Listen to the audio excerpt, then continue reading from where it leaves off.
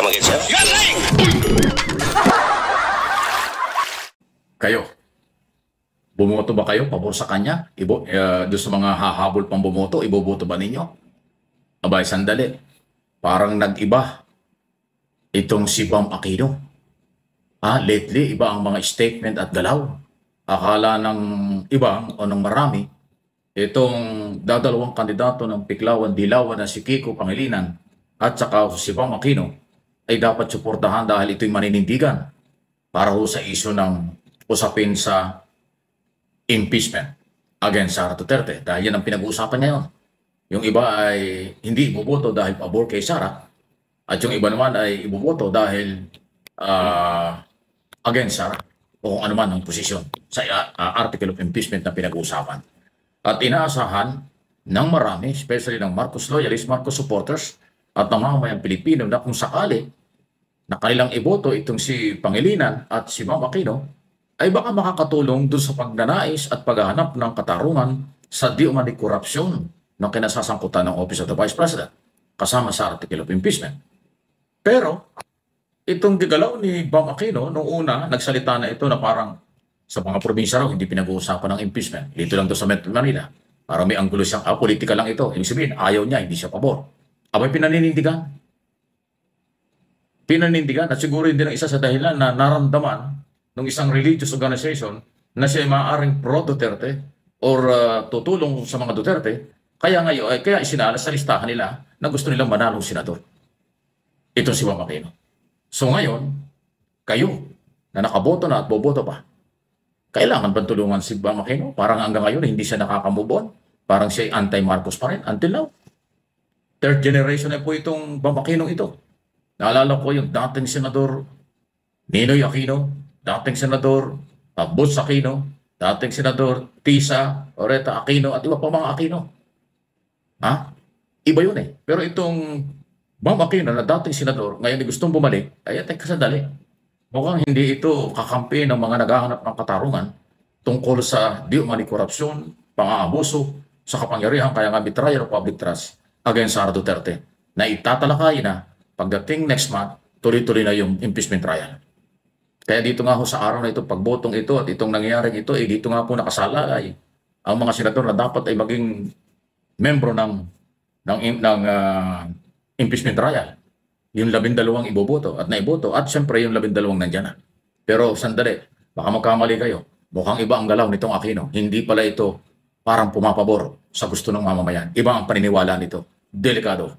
Ano po inyong masasabi dyan? So walang personal na issue lang. Sayang. Dahil ang paniniwala ng marami, si Bam Aquino at saka itong si Pangilinan ay dahil dadalawa nga sila sa kailang partido sa national position, pero mukhang nag-iba pa. Mabuti pa si Pangilinan, wala sinasabing gano'n. Pero, siyempre, dadalawa lang sila para nagkahiwalay pa. Ano yun? Nasaan ang prinsipyo nila?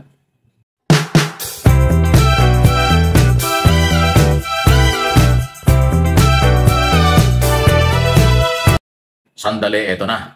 Tinitiyak na po ngayon ng Philippine National Police na kailang bibigyan ng proteksyon ang mga testigo at lumantad nagreklamo against Pulong Duterte na naunang pinagbantaan. Doon sa naunang video natin, pinagbantaan po pala yung mga babae doon sa bar.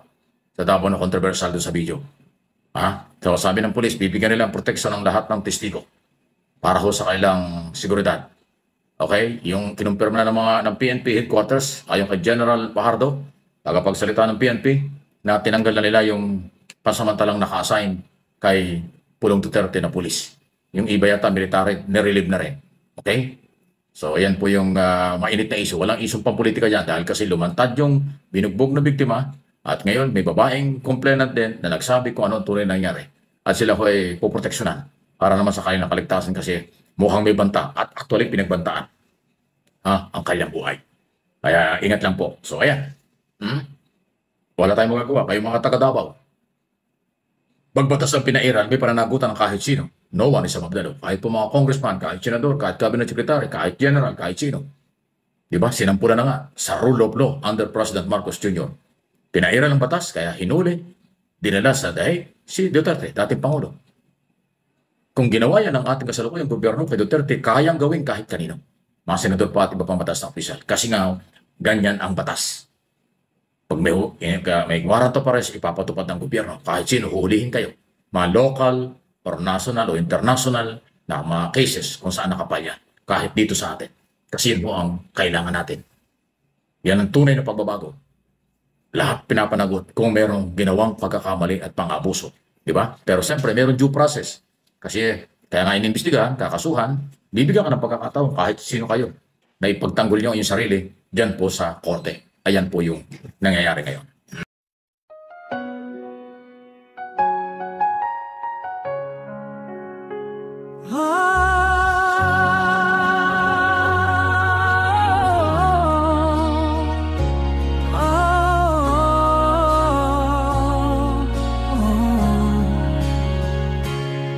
Sa gitna ng batikos, di mo pinapansin mga bintang wala ng saysay. Tuloy ang misyon mo para sa bayan natin. Kahit anong husga, di nagpapaapi. Pero bakit ba sila laging may hanap? Kahit anong gawin mo, may masasabi pa rin sila. Pero ikaw, Bongbong, di ka nagpapaapekto. Tahimik na lumalaban, handang sumago pa sa dilim. O Bongbong Marcos, kalmado at matatag. Sa gitna ng unos, ikaw ay nakangiti lang. Kahit anong batikos, di mo pinapatulan. Dahil ang totoong leader, di napapagulo sa damdamin.